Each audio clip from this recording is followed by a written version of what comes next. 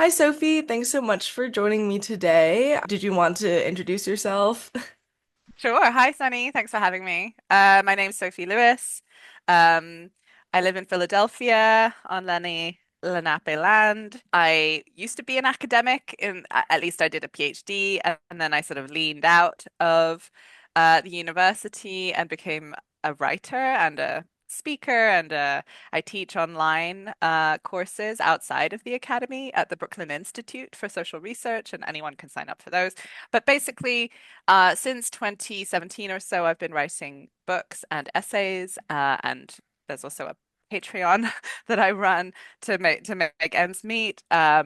It's called Repro Utopia. But my first book was called Full Surrogacy Now, and it was about gestational labor, which is to say pregnancy, whether that's waged in the context of assisted reproduction or unwaged in the context of the private nuclear household, the family. And that was unexpectedly quite a successful kind of book. And so I ended up being able to continue to kind of uh, operate like this it's hard in this day and age to be a For writer. sure. Um, and so I clarified what was essentially the jumping off point of full surrogacy now, the family abolition politics horizon, which a lot of people had never heard of. Exactly. Yeah, And so this short follow-up book kind of clarified what I mean by abolition of the family, which is to say the communization of care.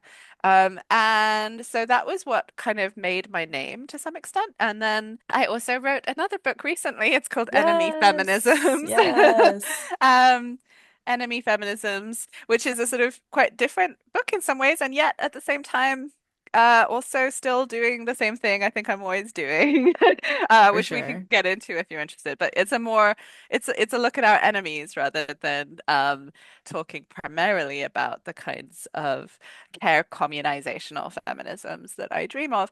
And so that's where I'm at right now. I'm sort of returning to the theme of family abolition again with my upcoming book, which is going to be on the liberation of children. I haven't actually really started writing it yet, but I've been writing about it at the same time, low key, for some time. So anyway, Yeah, uh, that's so yeah. exciting. I know there's another.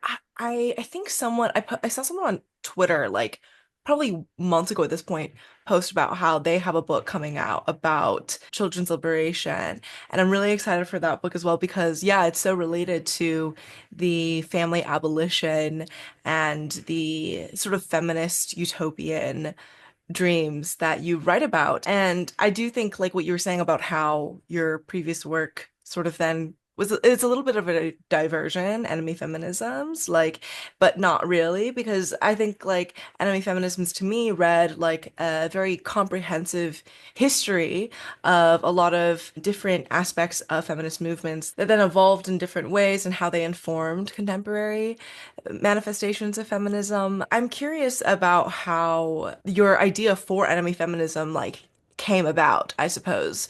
Was this in the research of or like in constructing your family abolitionist work, or I don't know, where did you kind of come up with the idea to write about enemy feminisms? Yeah, that's a great point. And by the way, I just wanted to second what you said about the book that you saw mentioned online. I think that's coming out soon. It's by my comrade Madeline Lane McKinley, and she and I, along with a couple of others, have been kind of part of, I think, a revival of family abolitionist, children's liberationist politics on the communist feminist left, and by communist, I mean small c communization theory, sort of anti-state ultra-leftism, I suppose.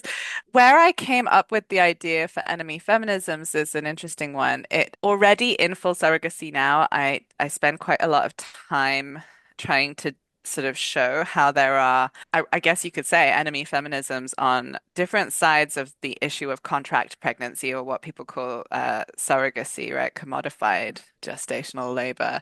Because the most obvious formation in the world is the sort of stop surrogacy now feminist position, which is prohibitionist, I would say. It might call itself abolitionist in the sense that people who want to criminalize sex work in many parts of the world also sometimes call themselves abolitionists. But I'm always arguing that the word abolition is worth keeping in our camp as a thing that means something very precise that has to do with positive supersession rather than prohibition. And it's not, the case that people on the street necessarily understand abolish to mean turn inside out, transform everything, preserve, transform, destroy all at once. This very complex kind of synthesis of meanings that Aufhebung, abolition in this sense means, as in to abolish something, you actually really have to remake the world around that thing in order to make it sort of obsolete. And paradoxically, that means attending to something in the kernel of the thing that you're abolishing, the need that that thing is pretending or purporting to meet in the present in the world has to be taken seriously if you're actually going to succeed at abolishing this thing, or to enact abolition through the sort of the vinculum, the point that you're naming here. But I think all abolitionisms or abolition projects are connected. So, in a sense, I've been saying this thing about how we need to resist the misappropriation of the term abolition by mere carceral prohibitionists, including feminist ones, for quite some time. Um, on the one hand, you have quite obviously or for many on the left, more obviously sort of enemy figures who are kind of celebrating surrogacy, bio-capital as a kind of women helping women, sort of neoliberal philanthrocapitalism affair. Fine. I don't think it's very convincing to many people that somehow, the uneven and combined development that sort of scoops up labor, uterine labor in parts of the world along neo-colonial sorts of axes of exploitation for the benefit of the sort of households and infertility problems of the global north are really representative of meaningful sort of feminist solidarity. But at the same time, I was sort of saying there's a Scylla and Charybdis kind of thing here. Falling into the surrogacy is bad camp is also a real risk, a real problem here, because when you fall into this kind of merely anti-commodification, sort of like, let's protect mothers from the predations of the market into their wombs kind of politics. It's not to say that there's not a lot that's right about the shop floor conditions, the working conditions of gestational labor, uh, employees, surrogates on the global scene. But when we get into the exceptionalization of this particular form of industry, we forget what is, I think, one of the most profoundly important insights of feminism tout court, which is that the family per se is the site of enormous amounts of invisibilized capitalist violence, right? So when you start to say, oh, it's the commodification, it's the marketization, when it becomes explicit that is the problem, you're basically kind of throwing out the window what used to be a much more commonly acknowledged and insisted upon feminist insight, which is that the sort of so-called natural, unassisted, I guess, like not surrogate kind of site of anthrogenesis, the manufacture of human beings, is already a problem. We don't want to be sort of defending it exactly, right? So we have to kind of and this is so much the case with so much abolition politics, you have to be able to do two things at once and hold two things at once in your head. So how do we think about solidarity between what currently tends to get called mothers and those people who we designate as as surrogates or carriers or whatever? Because in a sense, the materialist position I'm interested in as well is it, you know, it's incumbent on us to recognize that the surrogacies that generate life worth living are already there latently. We are all, I say in full surrogacy now that we're the makers of one another already. The problem is we don't have a society that means that we act like it. so the task in a sense is to see how we might create infrastructures and social relations that are sort of worthy of the horizon full surrogacy that recognizes that there are already these flows promiscuously and porously sort of transcending the boundaries of institutions like the family that we think of as quite individually autonomous. So already there was that kind of enemy feminism kind of gesture. But the more I got into care communization politics, the more I realized I was basically saying that this is feminism. My lineage of feminism that I care about is abolition of the family. And this maybe was not controversial for someone at the very beginning of the 19th century, who was a utopian socialist who invented the term feminism, right? Charles Fourier, also a colonialist, not someone I want to romanticize, but some years after Mary Wollstonecraft, supposedly, created feminism's Anglophone existence with a very pro-family kind of maternalist orientation. Although, she's got plenty of things that are interesting and worth taking seriously and so on. But, her vision for feminism is very much that you don't have to change everything about the world. You just have to elevate mother within the home to a position of uh, human rationality and proprietary authority over the children and therefore the future of the British Empire and the nation and so on. Whereas, in a sense, a few years later, you get an opposite definition, literally opposite. Not variations on a theme, not like a slight disagreement. Literally, feminism is the opposite, the insurgency of women and children against the private nuclear household, against the family. And it is that insight that led me to think about a book that would go a bit further than some of the conversations I was seeing around white feminism, because I was thinking there's something not very necessarily sort of exciting and erotically or libidinally stirring about some of these framings. I mean, a lot of the scholars are just wonderful who have done this work on white feminism, so in a way it's not the fault of I'm not coming for anyone here exactly, right? But it's just when we frame problematic feminisms as a question of sort of, you know, slight differences or mistakes or errors that Variations can, on a theme, as you were yeah, saying. yeah. I don't think we quite get deep enough into how feminism in the West has come about, which has been genuinely a kind of inside this thing, whatever it is, feminism, there are two wolves. It's not a question of like differences, it's actually antagonism. It's like feminism is something complicated enough and it's hard to think about in this way, but it's literally got its own enemies inside it. The problem is gender already is such a clusterfuck, such an implosion of a concept that when you build on top of it, you maybe, I don't know, maybe automatically get into this kind of position where you're saying you're fighting for completely incompatible worlds. So one of them I think can be described a little bit in terms of securitization for women, like well, or perhaps also elevation.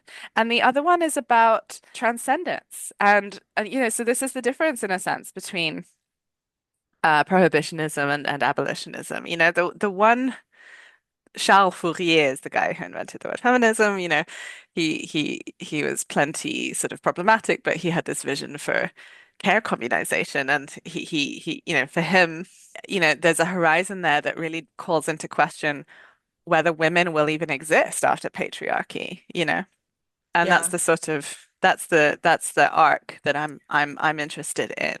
Um, and the other one is sort of about quite an ontological certainty about what women are. There's not Yeah. really this kind of openness towards, a future where that word might not even be recognizable, right? No, for Um, sure. Yeah.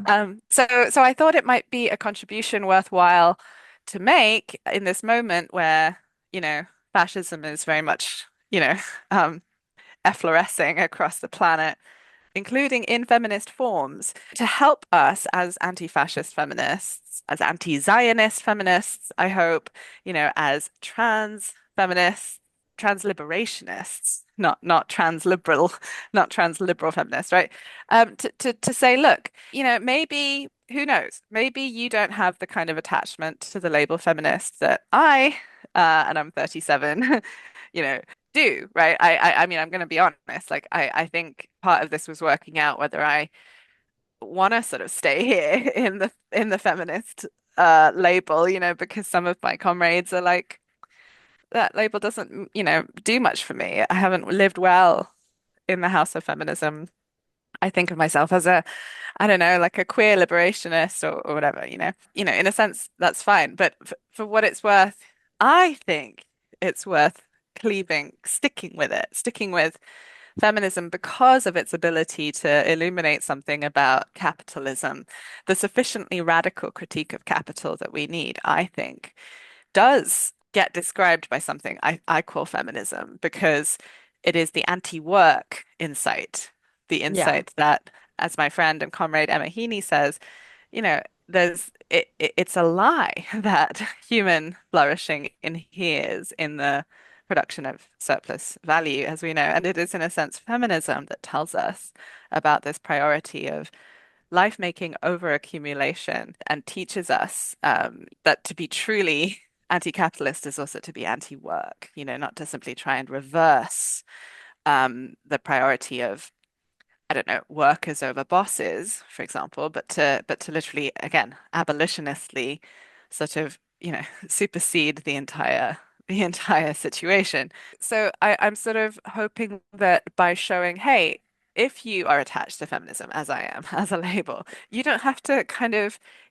stay confused and demobilized and disarmed by the fact that there are so many people ranged against us, on the other side of the barricades, who are saying fervently that they are feminists and sometimes have receipts to point to about lineages and movements, genealogies that they kind of harken back to, that shouldn't necessarily give us pause because you know what? There have been, as I show, over 200 years, there have been, fascists in the feminist camp. And more than simply saying they've been in bed with each other, they've been, instrumentalized by each other, la la la. I'm saying something quite scary, which is that feminism has been one of fascism's forms of appearance in the for sure, past, for you sure. know? Yeah. But there have always been anti-fascist feminisms fighting them, Hmm. driving them off the streets. And so this is the undercommons of feminism I want to make palpable and available again to us. Yeah. Um, That's really illuminating. I think like what you were talking about how abolition as a process is not just, obviously as like Ruth Wilson Gilmore repeatedly says that it's a world-making process. It's not just a deletion thing. And I think like also the process of, not just the proletarians reversing the relationship between the bourgeoisie and the proletarian, but rather like that process of oppressing class out of existence being part of the abolitionist framework that is tied to what we would understand as, like gender abolition, the abolition of like prostitution, the abolition of work, in reclaiming or in identifying how people who say that they are like gender abolitionists are very often like TERFs, people who say that they, like you said, people who say that they want to abolish prostitution are very often like carceral feminists.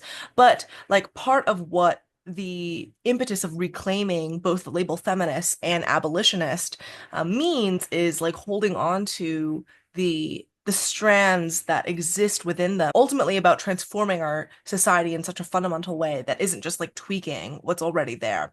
Part of the enemy feminisms that you do identify in Full Surrogacy Now, your first book, like the as you said, the unconvincing liberal feminists, like, oh, we're women helping women, you do a case study about this Indian woman who is a like business owner, NGO type of figure, and the way that she treats her staff, her employees. And you look at that, and you also look at the sort of the rhetoric surrounding what surrogacy is, right? Like, selling wombs, like baby trafficking, all this sort of like feminist language surrounding the kind of like holiness of women's bodies and how it's being like trafficked into this commoditized form of like labor exploitation, when in reality the natural birth experience or like the non-commoditized birth experience is somehow like a good, like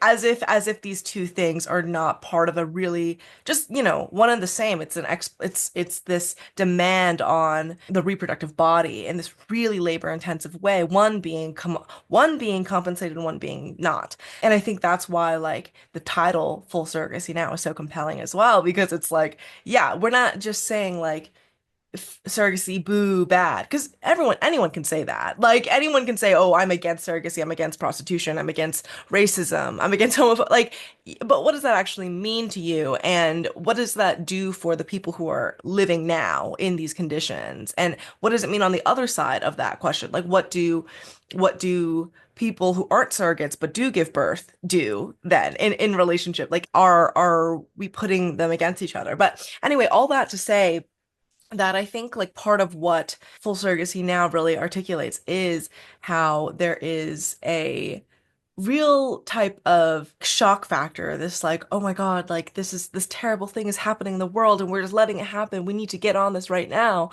That you talk about it more extensively in Enemy Feminisms in describing the history of like white slavery, the whole institution of trafficking or how we understand like sex trafficking. And I was curious about whether you wanted to like expand on that more because I was noticing this. I was reading a lot of Enemy Feminisms while I was traveling. And in every bathroom stall in the airports, it's always like, "Are you being trafficked? Mm. Text this number." And I was like, reading feminism, and I'm like, this is really interesting that like the FBI is demanding that I text them or whatever. When Mm. in the context of what, white slavery or like sex trafficking and these conspiracies, and also the rhetoric surrounding the trafficking of women's bodies in the gestational labor sense. So I don't know. What are your thoughts Mm. on that, the lineage between that? Yeah, absolutely. Yeah, I suppose one of the first things to say is that it might seem kind of trivial, but when the names we come up with for the situation that women are in are quite important, right? Or the names we come up with for the um, emergency, of gender violence. So trafficking or, white slavery or, you know, prostitution or what have you.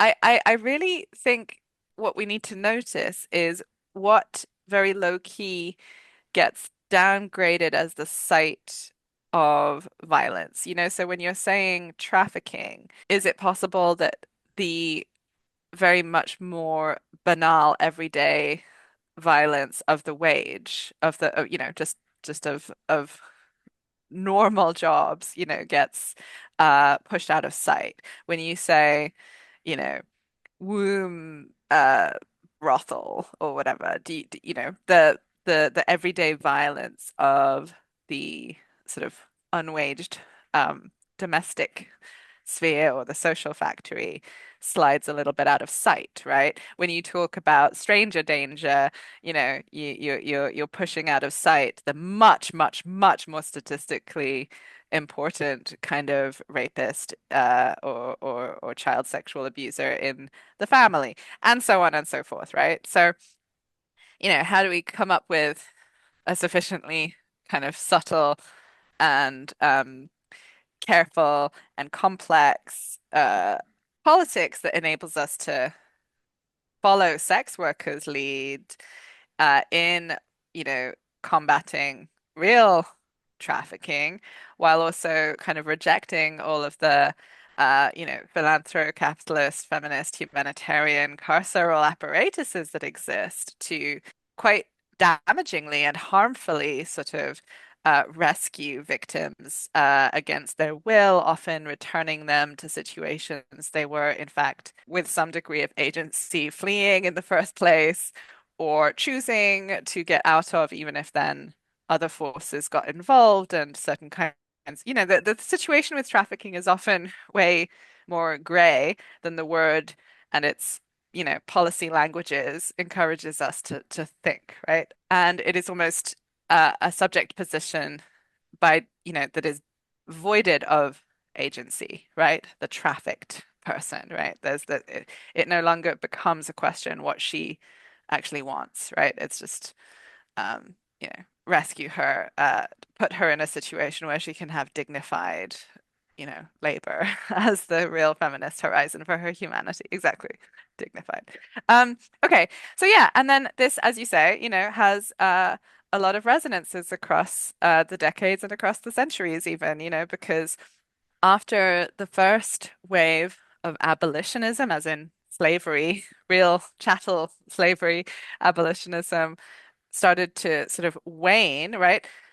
There were a lot of different abolitionisms across the world, a lot of campaigns. There were sugar boycotts. There were sort of abolitionists who were led by former enslaved people. And there were plenty of abolitionists who were doing quite different kinds of politics, not even anti-racist politics at all. Some people perhaps don't quite know this or learn this or think this through, but you did not have to be remotely anti-racist, actually, really, to oppose chattel slavery. Plenty of people were quite committed to white supremacy, even as they campaigned, to free the slaves or whatever. So, um, in this kind of context, as certain kinds of legislation supposedly announced the freedom of the formerly enslaved, so people like Ruth Wilson Gilmore and all the abolitionist scholars insist that even that slavery of chattel slavery is not concluded. It's not been achieved. It's not done. It's not over, right? It's not been positively superseded from below this thing called slavery. Its economic infrastructures linger, right? There are traces of it. Anyway, not to digress too far, but at this moment where certain types of actually prohibitionist, but self-described abolitionist politics were announcing their victory, there was this real sort of tidal wave of attention to a new slave, right? And this is much, much, much discussed in scholarship about feminist history, and I think it's quite tricky to get the exact nuance right. Like when feminism started talking about woman and her condition. And this was, yes, a very sort of racialized white, um, and also very sort of Western and encoded as bourgeois kind of womanhood. Uh, when they said this is the new slave we need to worry about that no one noticed, what exactly is the critique? If you were to say that was completely outrageous per se to make this kind of analogy. You're dismissing, huge swathes, just enormous swathes of discourse and activism. And of course, a lot of leftists were making the analogy to slavery when they said wage slave. It has to be understood, how widespread the metaphor and analogy. Today, by the way, very, very, very often anti-surrogacy prohibitionists say that contract pregnancy workers are slaves. And it's a very confused discourse. Sometimes you get the phrase enslaved by their own hand. What does that mean? Yeah. Right? A Yeah. kind of a kind of literal nonsense. Mm-hmm. Okay. So I'm just kind of gesturing towards the ways in which we might not want to linger too long on the sort of like, this is outrageous. Everyone was doing it. So at the end of the 19th century, you really get an uptick. And I mean, Mary Wollstonecraft a century before that had already started going in this direction. Oh, look, what a controversial and sort of brilliant move, gentlemen of the empires, you have endorsed, the liberation of the African man from his shackles. But what if you had not even noticed that there's an even less deserving of slavery slave in your very home, your wife. And I mean, this is the rhetorical gesture really that launches a hell of a lot of activism. Um, and so many different organizations from the Women's Christian Temperance Union, to all the different white slavery combating vice combating, pro-temperance sorts of infrastructures were making this kind of move, saying, if we were able to care about the black man, surely we should be able to care about woman, the most degraded slave of all, who has been, enslaved so much longer and with nobody caring, you know. So this was the sort of idea, and white slavery in particular was a phrase that got whipped up. Initially, there was some quite this phrase was in a sense the phrase that heralded the transformation of something not altogether bad in feminism.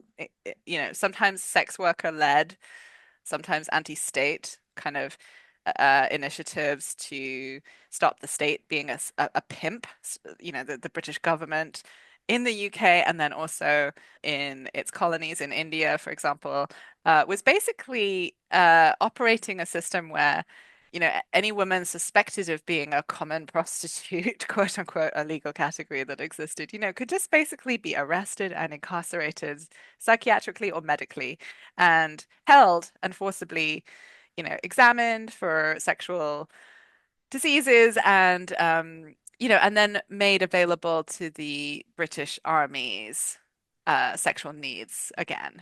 I mean, basically a sort of organized system of like, of prostitution that was operated through hospitals and through medical authorities in tandem with the police. And so this was something that certain feminist left liberals, such as Josephine Butler, were fighting, at the end of the 19th century. But then the sort of as often happens, as I'm kind of suggesting in my book, a kind of reactionary counter-revolution occurred internally in the movement, and that really perhaps that's not the right language. I'm beginning to wonder if it's better to just talk in terms of defeat, because what sort of superseded it was a real enemy feminism that was much more interested in controlling what women did rather than preventing the state from incarcerating them. And this is what Josephine Butler even says in her letters. She says, I'm shocked that there are these new women, activists all over the place who think that they should be prescribing what women do with their bodies, rather than trying to take power away from politicians and cops and husbands, and you can really literally see this kind of take place. So white slavery is the phrase that, although Josephine Butler did kind of, deal Traffic with in it. this. Yeah, she did traffic in this. Yeah, it really is the name for the moral panic that takes off.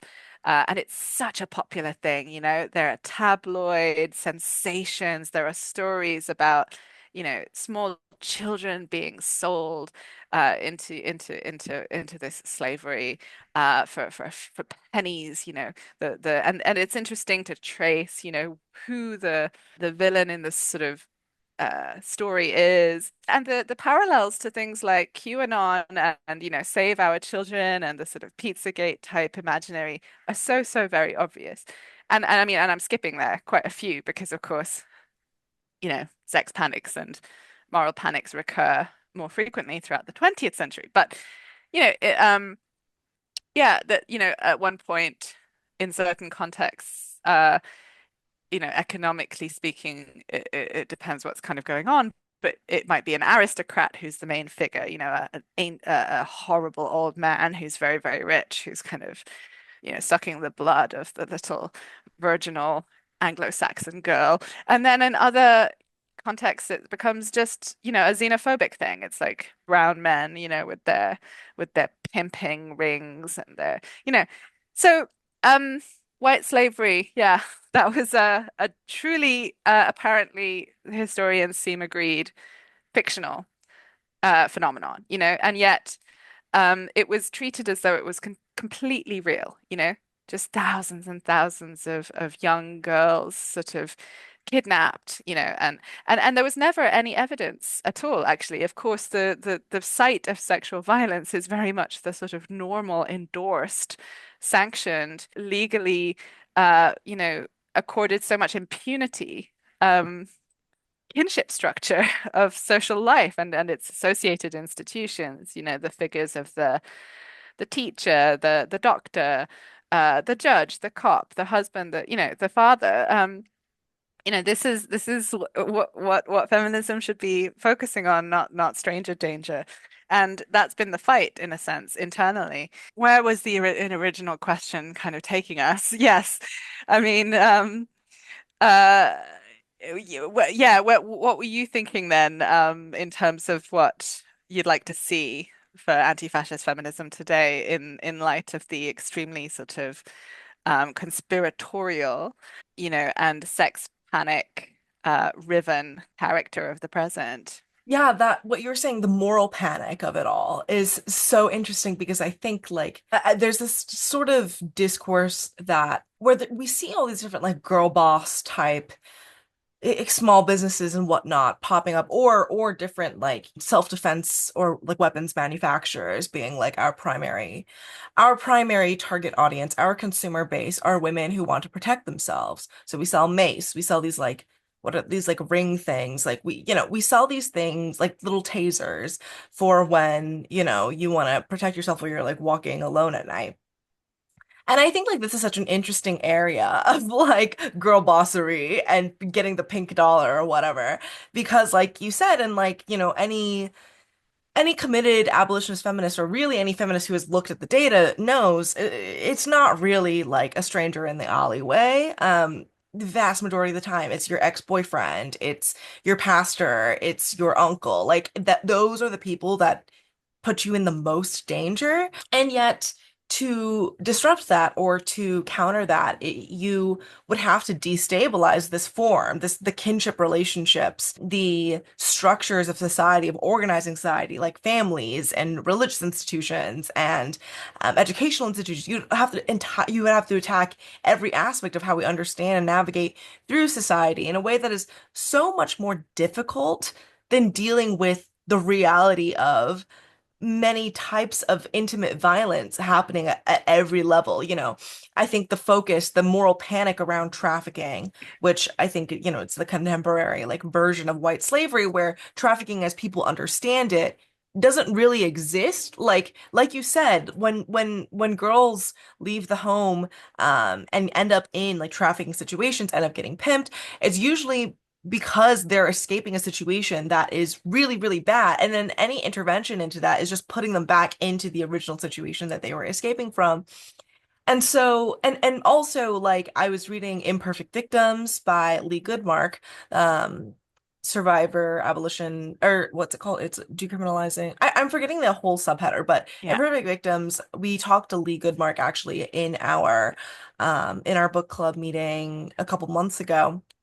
And I was asking her questions after, and she made a really interesting distinction between like what we would understand as sex trafficking and then the sort of volition, like the voluntary kind of like sex work that survivors do engage in, where part of what the institute like what having been trafficked looks like is that you do lack a form of agency or safety or an ability to like protect yourself because that's in another person's hands, whereas those things are like you are weighing your options of like is there an option of like wage work that would pay me better and have better working conditions than doing sex work? No. Okay, then I'm gonna do this. Right? There's like a decision-making process there.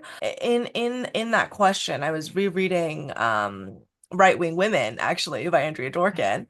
And because I'm trying to write something about the discourse around Chapel Roan right now. Oh my God, Yeah. it's been pissing me off. But and I was quoting a lot of your work as well. And I think like there's a really interesting chapter in Right-Wing Women where Dworkin is basically talking about how like the the technologification the tech making like birth and gestation this like tech enabled doctor enabled thing is this scary thing that like what did she call it, gestational genocide or something like Hmm. that. Hmm. It is something that like we need to like fervently oppose, which is interesting now looking back at it 40 years later and you're like, yeah, IVF is like a very normal thing. And like this is not something that we really consider when it comes to like feminism necessarily. Like this is it's kind of out of the question, but at least from what I understand. I mean it is like such it is a very it's like a multi-million dollar industry, it's capitalizing off of this desire for like safety and a contributing to the reproduction of the family, the same way that I think like these self-defense mechanisms that companies are selling are like like protect yourself, hunker down with your family, like construct this safety nest, as if that safety nest is not itself, the site of the most violence. And but in the lines of like Andrea Dworkin and all this sort of thing, I I really notice, especially in Enemy Feminisms, how you really like lean into the sort of Marxist thing of critiquing all that exists. You open with, a critique of Jenny Holzer. You in your chapter where you really go after Catherine McKinnon and Andrea Dworkin, and also the sort of like and within that the sex panics of the 70s, 80s, 90s, and the sort of the sex wars between the lesbian feminists and the butch femmes and the drag artists and the sex workers. And yeah, and then I also saw you recently had an article out where you were talking about Sally Rooney's work and how she engages with the family and affection and love and intimacy. So I'm curious, like this desire to or how your work is always like critiquing these things. Does part of that come from the engaging with these ideas and these, I think I can see in your writing, like you engage with these ideas in a really like thorough manner. Like you're addressing them not just for at the surface level of like what their ideas were, but also like the ways that they've played out or like why something is wrong. But yeah, how did you identify the certain things that you want to critique? Like where does the impetus to like be like, okay, this is a thing that I see in pop culture or society or the world, and like I want to go after this, or Mm. like in feminist scholarship, and then you identify that and go, but yeah, anyway, that's sort of what I'm curious about. But anyways, anything that I said feel free to pick on because I'm very curious.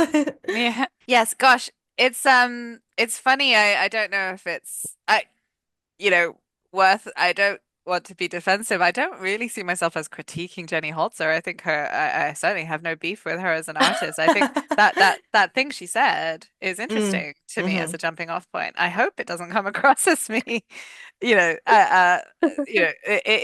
an interesting thing that some of us say, right? This opening of the book, like women are not horrible, I hope it's an example of sort of loving and immanent critique. It's not a critique of a body of work in this case. Although, as you say, there are other cases where, as with Sally Rooney, a wonderful comrade, who has been an absolute example for other artists in terms of solidarity with Palestinian liberation, you know, is someone, yeah, that I'm looking at in terms of the interesting sorts of logics of initially quite sort of Marxist feminist anti-familial desire that her characters espouse, the way that that gets folded into a sort of a utopian couple form, ultimately at the end of her narratives. Um, yeah, I think that's worth thinking about, not to say fuck that, not to say there's nothing, but to think about how the horizon of the possible is defined in realist literature. The third rubric that you've sort of invoked here with Dworkin, yeah, that's a completely different story for me. I've published what I, have been reassured, and I strongly believe is a very loving, as well as antagonistic kind of approach to this figure's evolution as a thinker. I have found that it's a pretty hostile terrain. There's a 6-year Dworkin revival going on. I mean, I knew this. This is why I'm intervening. I'm not asking for sort of kindness, I suppose. I think for me, Dworkin is a figure who becomes committed to what is for me an anti-liberatory or enemy feminist politics. But it is not at all a foregone conclusion in the trajectory of her work.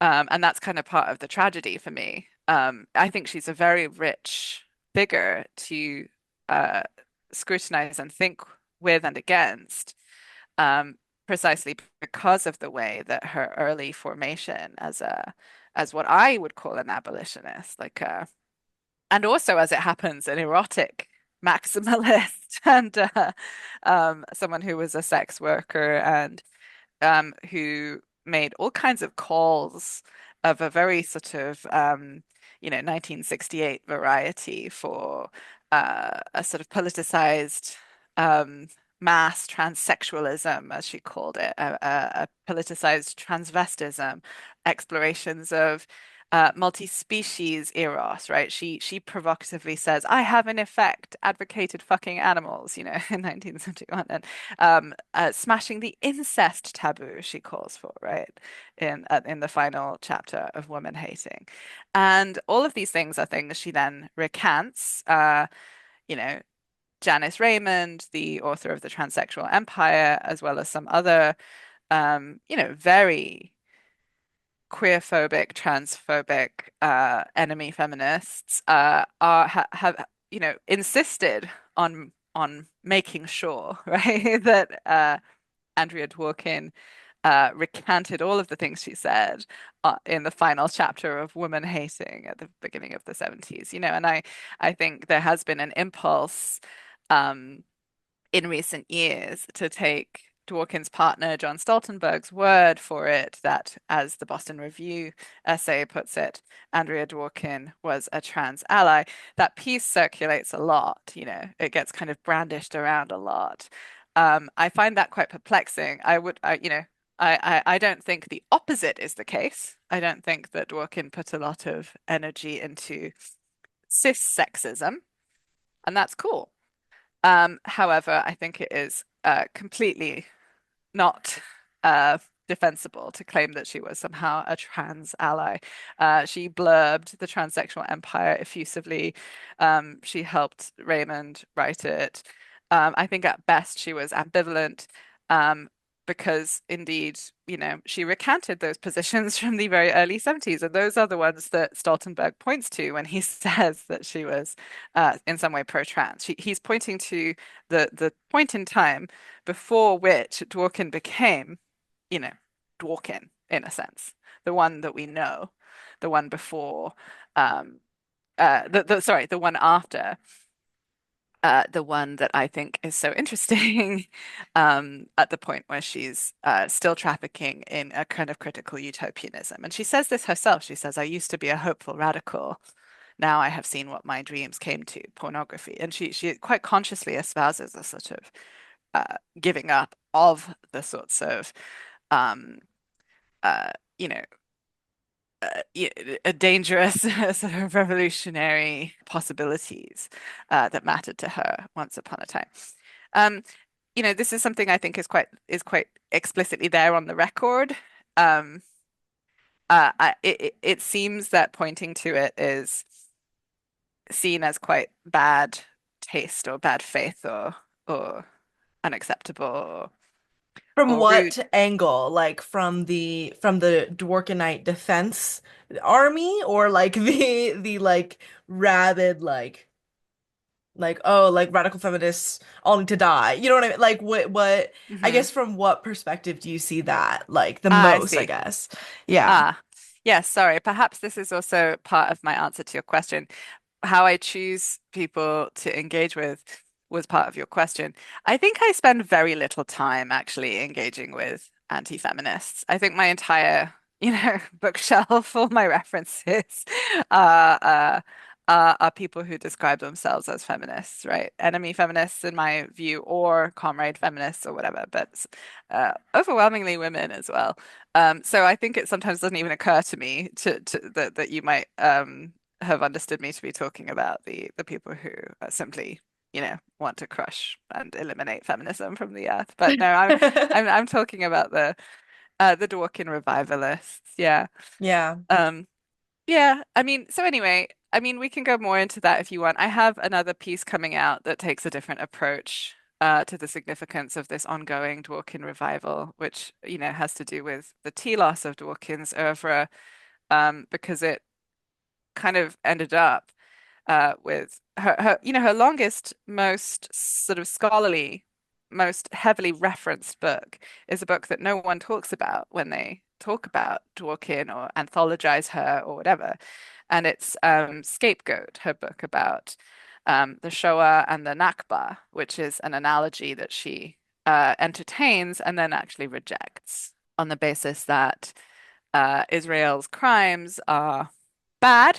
She's smart enough and honest enough as a person. Really interesting kind of mind, to be able to look pretty straight head on, at what Israel is as a project and its constitutive violence, But what she quite chillingly argues over this extremely long, as I say, book, which is really, I think, an important one that you can't just leave out when you talk about Dworkin because it's the one where she finally figures out what she thinks women should do. What she says is that really Israel's violence is justified in the same way that a woman killing her rapist is justified. And she says, and that's extraordinary, right? And she says that women should ultimately do Israel. They should do woman Israel. And it's obviously not something that she lays out in particular detail because it's bananas. But, the clear and sort of suggestion which she is entertaining here and gesturing very vaguely towards is that that some kind of apartheid system with men having no property rights or perhaps no physical presence within a territory would be the only way, really, for Kind of women to be an safe. anti-utopian kind of like dream where it's like this is like the hypothetical reality that we can like move to, but it's one that like is so violent. And I mean, one of my favorite Dorkin quotes is when she's like, "There's no shortage of kitchen knives in this country."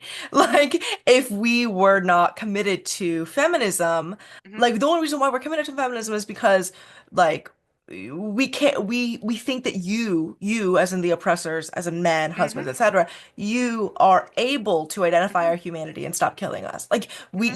we think that if we weren't, if we really didn't think that you could change, then like yeah, we would just kill you.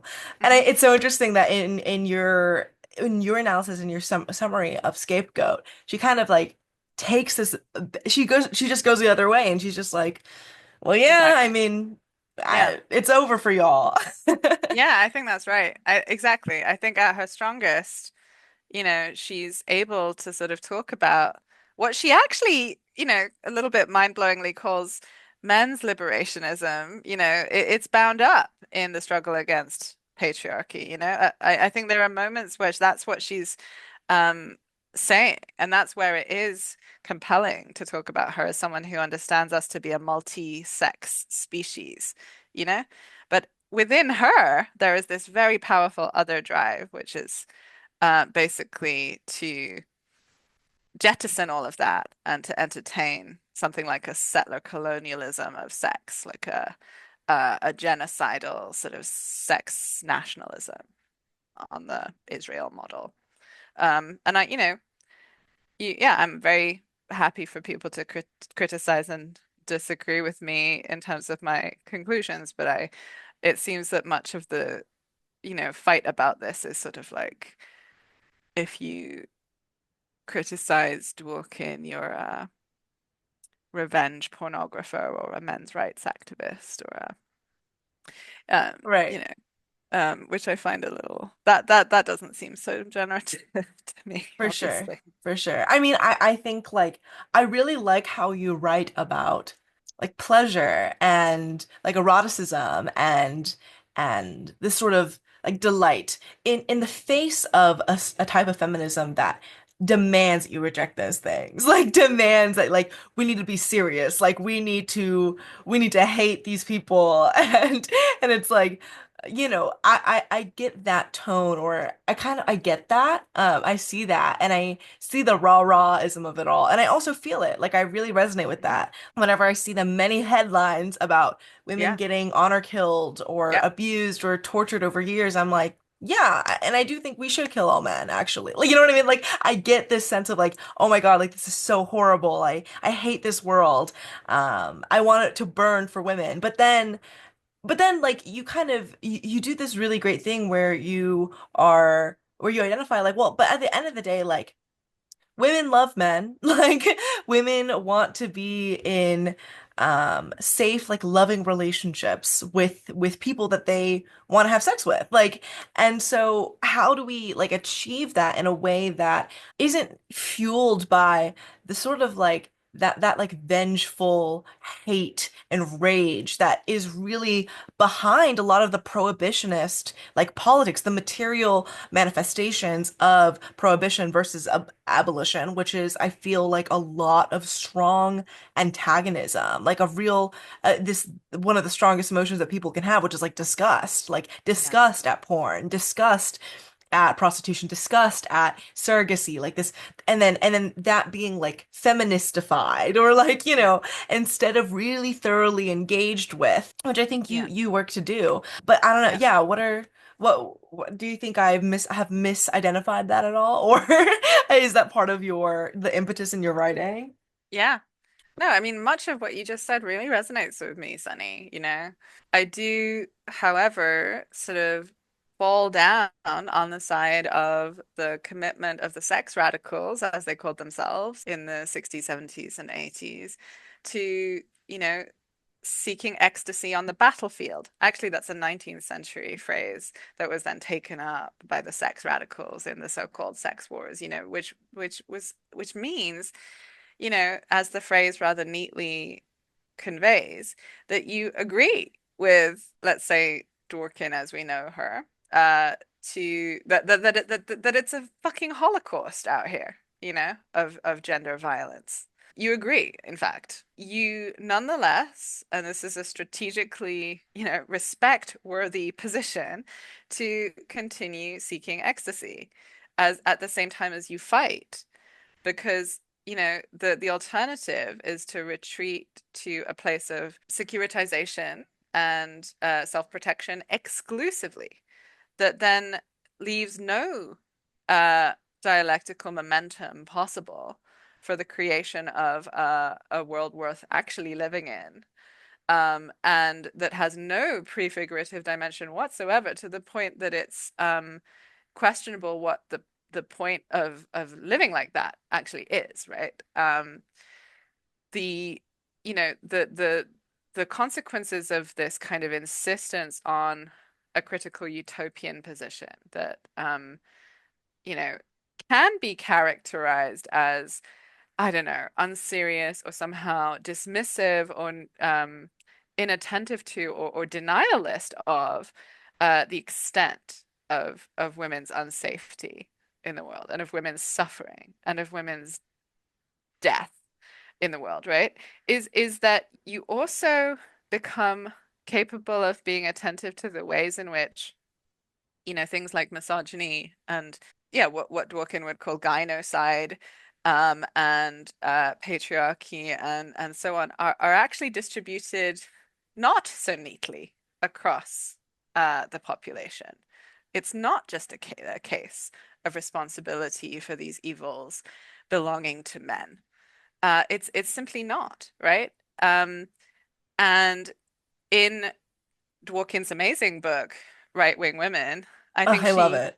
she gets, yeah, she gets, I, however, think sometimes so close to sort of the necessity to reject a view of feminism as exclusively the sort of fight for women's interests, because she sees that Not woman all per women. se is a yeah is a category that is too fractured and too unstable, uh and that's a really interesting dynamic in that book, because I think I just called it amazing, but I also think it has very, very revealing lacuna and moments of failure to give responsibility to women for history.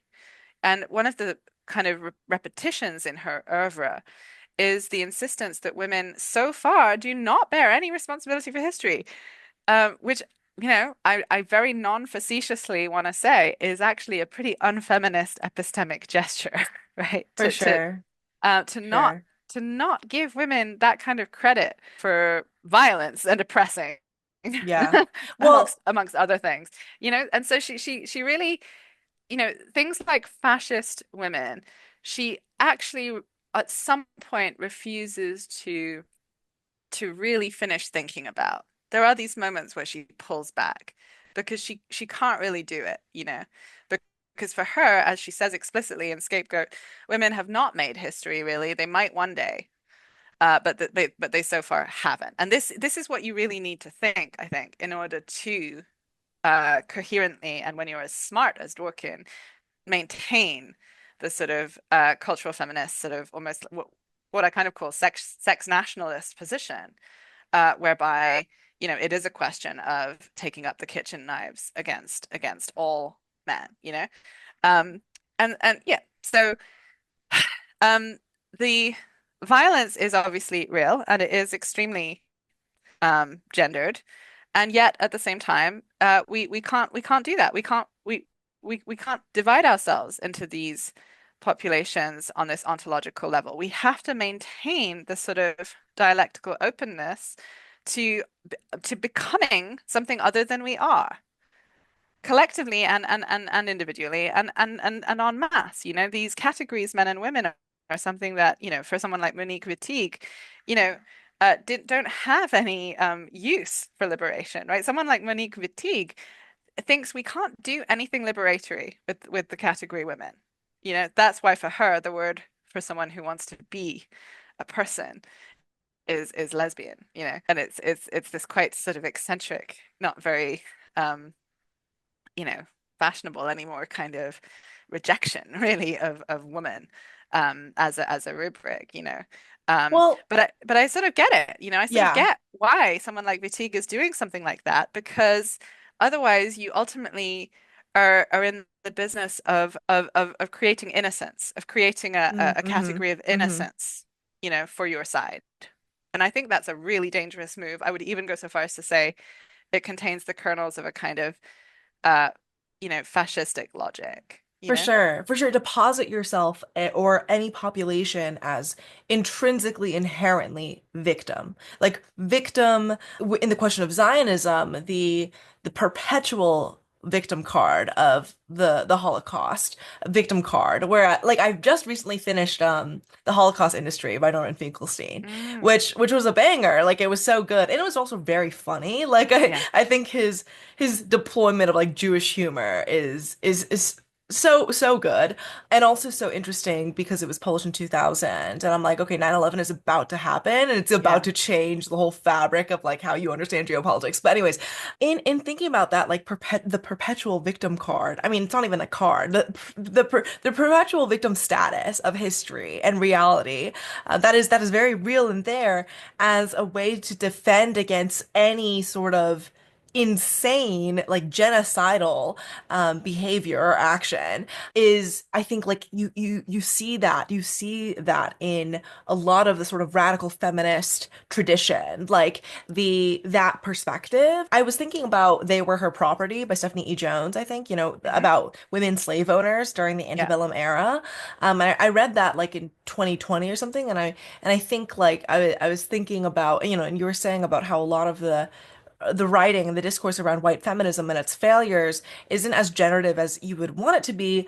And also like in understanding right-wing women as being like this really great book, but also shows really the theoretical shortcomings of a thinker like Dworkin. I think there's something interesting in sort of when you're talking about like the Dworkin revivalism that we're seeing right now, which is like, I mean, I was hanging out with Daphne in Chicago and she was like, and I think the Dwork, she would She would make these like, and I think the fascist Dworkinites love the love the sheep aesthetic and the like waif thing because they blah blah blah, like we would talk about this.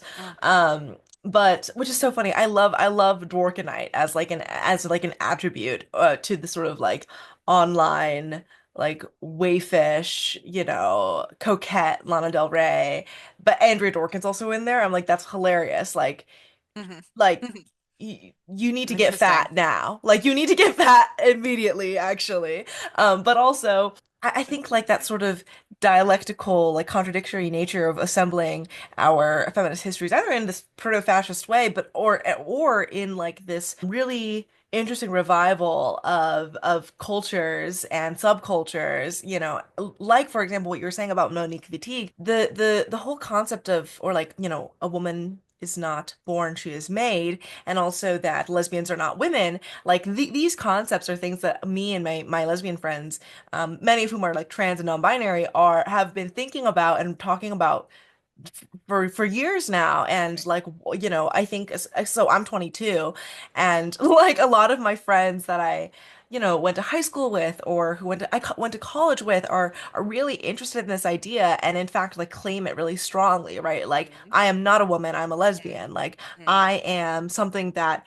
because I don't engage in heteropatriarchy in this way, that doesn't make me a woman in that Yeah. real way. And I think like people are really attached to that contemporarily in a way that I think also makes them a little bit antagonistic towards the Hmm. label of feminist or the identity of feminist or even using the idea or the label or term of woman in a politicized manner because of how attached it has been to this sort of like angel of the house but feminist Yeah. rendition of Yeah. things when your whole identity and your whole life is rejecting that status in and of itself. Like we're not mothers, we're not girls, we're not women, we're lesbians.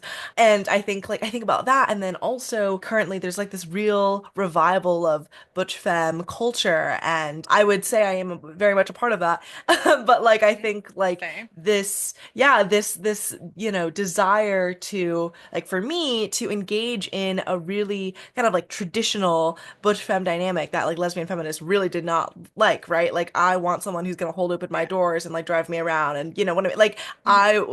I want someone who, doesn't is like on T or like isn't, people are like, is it a boy or a girl? You know what I mean? Like I think like there's something this type of desire for like the libidinal desire as you say, of being like a femme lesbian is so intrinsic to my feminist identity. And yet I do run a book club called Lesbian Feminist Book Club, because I think there is a lot there in the lesbian feminist movement and understanding of identity and politics, that even though they were really antagonistic towards like butches and femmes and were often quite transphobic or regressive and kind of within the line of the enemy feminists that you identify, there's also so much there that I think is so beautiful and so interesting to engage with, and which is why even though these things may seem like contradictory or Hmm. historically has been, they've pushed each other out of different spaces, lesbian feminists and butch femmes, I still try to like bring these things together in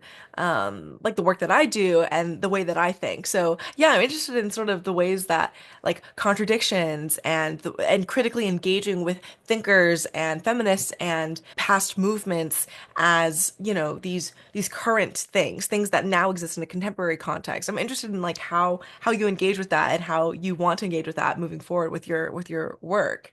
Mm. I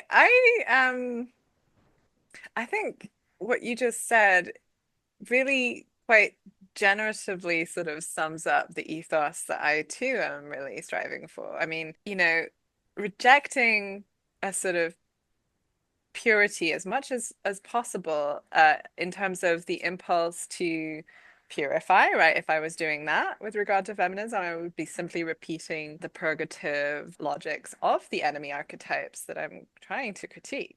But also knowing how to collectively draw lines and hold them, while being compassionate, not, matricidal, but comradely vis-a-vis people who have traveled before us, who I think that the sort of the metaphor of like foremothers and sort of transgenerational traffic always being about mothers and daughters is sort of um, I don't know. I understand very well and have articulated a lot how, it is sad sometimes when feminists want to kind of, you know, reject or override or dismiss or repudiate the thought of their mothers, if we're going to put it that way, But I also think a different way of approaching this, and it's in the same ethos really, is to say, time is sticky and circular and complicated, and it's not. We don't need to reproduce these strangely conservative kinship models for how we relate to the writings of the dead.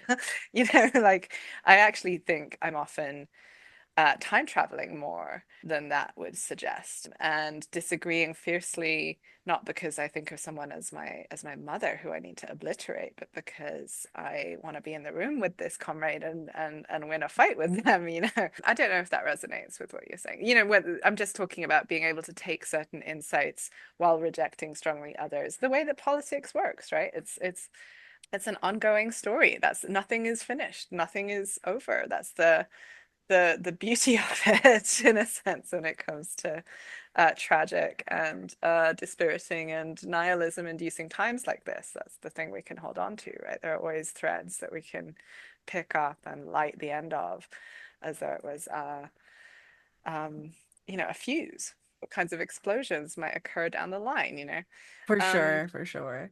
I am so edified and educated and happy to have been in conversation with you. I think the sorts of things that you've just brought us to are actually a perfect pausing place. Maybe you'll have me on again so we Yes, can for sure. discuss Thank all the million things we didn't get to. Yes, there's so much to get into. Thank you so much for talking with me. I really appreciate it and loved hearing all the different like ideas and mechanisms that didn't weren't able or I got strings of in your book, in your Thank books. you. So yeah, viewers, if you're watching this to the end, please let me know in the comments what your questions would be if I do end up talking to Sophie again.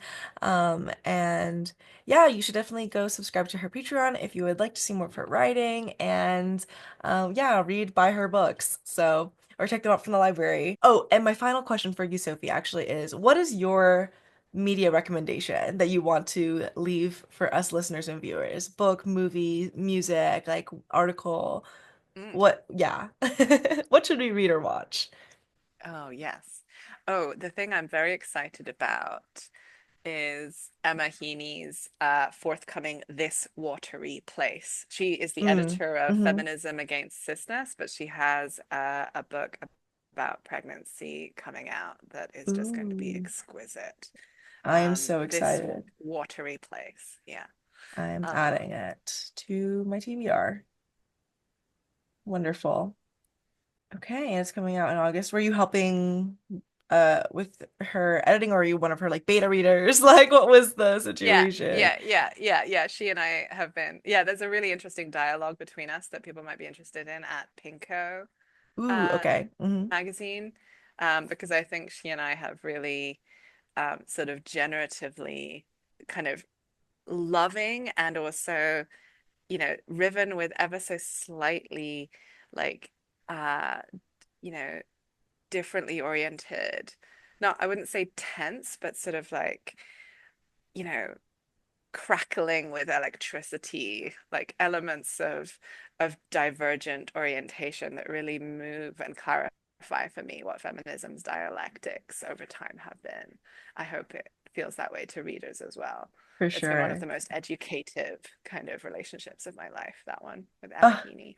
that's so wonderful. I love like sisterhood in that sense. Being Me too. sisters in the movement. Like Yeah, it's 100%. yeah, love it. All right. Well, So thanks so good much talking with you, Sunny. again. It was Take good care. wonderful. You too, you too. All right. Bye-bye. Okay, bye.